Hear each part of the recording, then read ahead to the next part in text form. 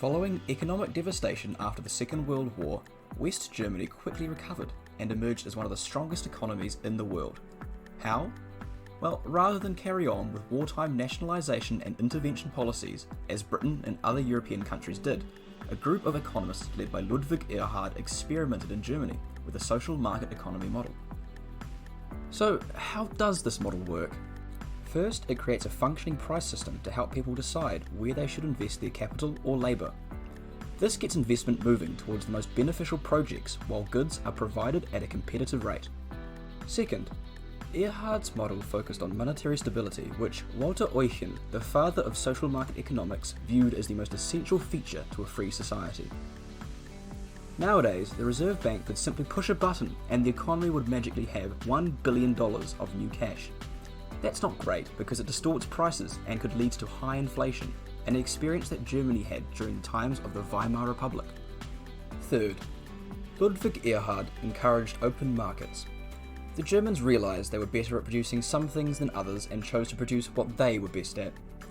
If two trading nations produce the best possible goods they can, the consumer ultimately gets the best quality goods at a higher quantity than either country could ever hope of producing themselves. Fourth, Erhard was a big fan of secure private property rights. Much like Aristotle, he argued that people tend to feel much more responsibility for land and assets they own, rather than ones that they share. A major concern of social market economies is the question of how to stop monopolies or oligopolies, or few two people hogging all the eggs in their basket. Erhard solved this with his fifth idea, strengthening the freedom of contract whilst also guarding against abuses of market power. Sixth, Erhard understood the importance of liability for one's actions and commitments. Promises must be kept.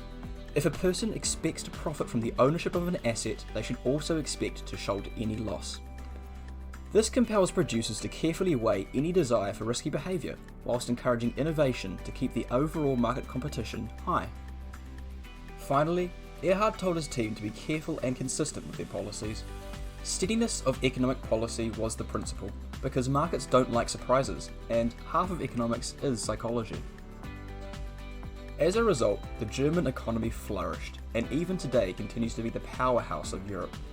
By contrast, Britain and other European countries that retained their wartime economic policies into peacetime struggled to raise living standards, and some even slipped into recession a decade or two later.